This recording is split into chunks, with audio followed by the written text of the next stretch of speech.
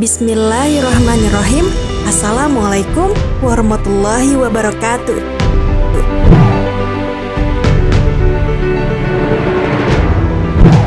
Sahabat Muslim, Bilal bin Rabah radhiyallahu anhu merupakan sahabat yang namanya tetap abadi dalam ingatan umat Muslim sebagai muadzin pertama dalam Islam. Bukan tanpa alasan, Rasulullah SAW menugaskan Bilal bin Rabah radhiyallahu anhu untuk mengumandangkan azan. Tugas mulia ini didapatkan berkat keteguhan iman beliau radhiyallahu anhu kepada Allah Subhanahu wa taala, juga karena suara merdunya yang mampu membuat orang tergugah segera sholat. Bilal bin Rabah radhiyallahu anhu adalah salah satu sahabat yang sangat mencintai Rasulullah Shallallahu alaihi wasallam. Sampai suatu ketika Rasulullah Shallallahu alaihi wasallam wafat, Bilal bin Rabah sangat merasakan kepedihan ditinggal kekasih Allah untuk selama-lamanya. Bahkan ia berhenti mengumandangkan azan setelah kepergian baginda Nabi Shallallahu alaihi wasallam. Karena saat mengumandangkan azan, tiba-tiba kenangannya bersama Rasulullah berkelabat tanpa ia bisa membendungnya. Lantas, bagaimanakah kisah azan terakhir Bilal bin Rabah radhiyallahu anhu setelah wafatnya Rasulullah Shallallahu alaihi wasallam? Berikut ini kisahnya. Simak terus video ini. Namun sebelum lanjut ke videonya, silahkan tekan tombol subscribe dan tombol lonceng di bawah ini sebagai bentuk dukungan kalian agar channel ini tetap terus menyebarkan informasi seputar Islam. Dan terima kasih untuk yang sudah subscribe.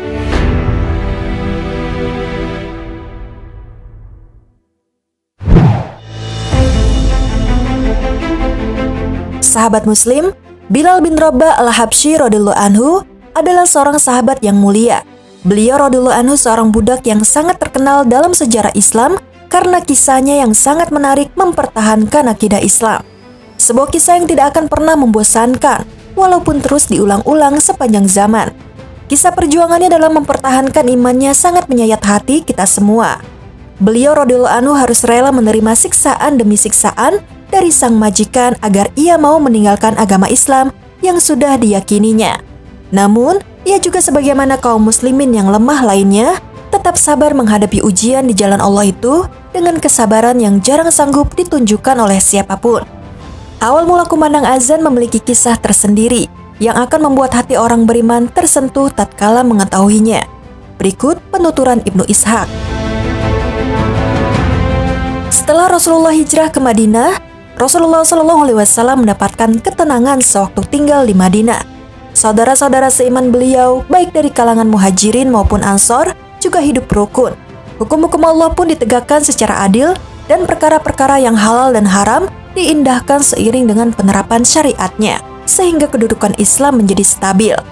Kaum muslim selalu berkumpul di sisi Rasulullah SAW setiap akan melaksanakan sholat 5 waktu, tanpa adanya seruan untuk sholat.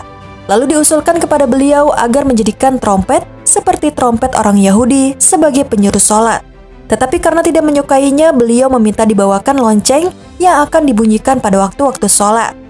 Itulah ketetapan beliau sebelum Abdullah bin Zaid bin Sa'labah bin Abdurrabbih, saudara Balharis bin Khazraj datang.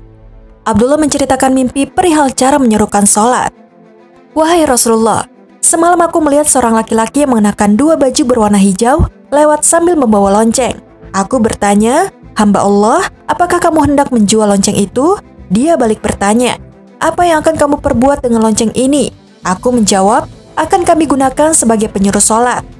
Maka dia menawarkan, 'Maukah aku tunjukkan kepadamu sesuatu yang lebih baik daripadanya?' Aku meminta penjelasan, 'Apa maksudmu?' Dia pun menyatakan, 'Ucapkanlah, Allahu Akbar, Allahu Akbar, Allahu Akbar, Allahu Akbar. Asyhadu an la ilaha illallah, asyhadu an la ilaha illallah. Asyhadu anna Muhammadar Rasulullah, asyhadu anna Muhammadar Rasulullah. Hayya 'alas shalah, hayya 'alas shalah, hayya 'alal falah, hayya 'alal falah. Allahu Akbar, Allahu Akbar, la ilaha illallah." Setelah Abdullah memberitahukan mimpi tersebut, Rasulullah berkomentar, "Ini adalah mimpi yang benar, insya Allah. Temuilah Bilal dan sampaikanlah hal tersebut agar dia mengumandangkan azan dengan kalimat-kalimat tadi. Sesungguhnya suara Bilal lebih lantang daripada suaramu." Maka Bilal mengumandangkan azan dengan lafaz demikian. Umar bin Al-Khattab mendengar dari rumahnya, lantas bergegas menemui Rasulullah. Di hadapan beliau dia berkata, "Wahai Nabiullah, Demi zat yang mengutus engkau dengan kebenaran, aku juga bermimpi sama seperti itu. Beliau lantas menanggapinya, segala puji hanya milik Allah. Dengan demikian, Bilal bin Rabah radhiyallahu anhu adalah muazin pertama di dalam Islam. Bilal bin Rabah radhiyallahu anhu senantiasa mengumandangkan azan untuk Rasulullah sepanjang hidup beliau. Namun, pada hari beliau SAW wafat, saat waktu sholat tiba, Bilal berdiri untuk mengumandangkan azan di antara manusia. Saat itu Nabi SAW sudah dikafankan namun belum dikuburkan. Ketika sampai pada kalimat Asyhadu anna Muhammadar Rasulullah, tangisannya pecah dan suara pun terhenti di kerongkongan. Kaum muslimin saat itu turut menangis dan tenggelam dalam kesedihan yang sangat. Bilal bin Rabah radhiyallahu anhu masih mengumandangkan azan selama 3 hari setelah itu. Tetapi setiap sampai pada kalimat syahadat kedua tadi, kejadian yang sama terulang. Maka ia pun meminta kepada Khalifah Rasulullah Abu Bakar As-Siddiq radhiyallahu anhu untuk membebaskannya dari tugas mengumandangkan azan karena tidak kuasa lagi menahan kepedihan hatinya ditinggal Rasulullah SAW. Bilal radhiyallahu anhu juga meminta agar sang khalifah mengizinkannya pergi bersama pasukan muslim ke negeri Syam, baik untuk berjihad ataupun menjaga perbatasan dari serangan musuh. Kecintaan terhadap Bilal membuat Abu Bakar ragu-ragu dalam memberi izin, hingga Bilal berkata, "Jika dahulu engkau membeliku semata-mata untuk dirimu, maka pertahankanlah aku. Tetapi jika engkau membeliku semata-mata karena Allah, maka biarkanlah aku beramal soleh di jalan Allah." Lalu Abu Bakar mengizinkannya. Bilal bin Rabah akhirnya menetap di Syam sebagai muslim yang tekun beribadah dan zuhud terhadap dunia. Dia sabar menunggu waktu bertemu lagi dengan kekasihnya, Muhammad SAW, dan para sahabat yang mendahulunya. Selang beberapa tahun, muazin pertama dan terbesar sepanjang masa ini pun terbaring kaku di pembaringan terakhirnya. Sa'ad bin Abdul Aziz bertutur, pada akhir hayatnya Bilal mengatakan, "Aku akan bertemu orang-orang tercinta, Muhammad dan golongannya." Istrinya menyahut, "Celakalah aku." Dan Bilal menanggapi, "Berbahagialah aku." Bilal bin Rabah radhiyallahu anhu pun menghembuskan nafas terakhir, sementara Allah berkehendak mengabadikan namanya bagi penghuni alam semesta. Adapun derajatnya di akhirat adalah surga yang penuh kenikmatan. Masya Allah.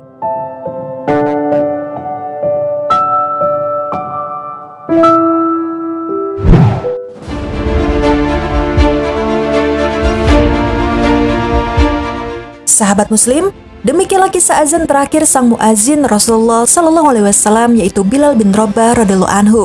Kepedihan ditinggal kekasih Allah, Rasulullah SAW untuk selama-lamanya, membuatnya tidak sanggup untuk melanjutkan tugasnya sebagai muazin. Kenangannya bersama Rasulullah begitu dalam. Ia teringat bagaimana Rasulullah memuliakannya di saat ia selalu terhina hanya karena ia adalah seorang budak dari Afrika. Sungguh, kisah yang sangat luar biasa untuk kita semua. Semoga kita bisa mengambil hikmah dan pelajaran dari kisah ini. Semoga Allah Subhanahu wa Ta'ala meridhoi Bilal bin Rabah radhiyallahu anhu dan seluruh sahabat lainnya. Amin ya rabbal alamin. Sekian video kali ini. Wassalamualaikum warahmatullahi wabarakatuh.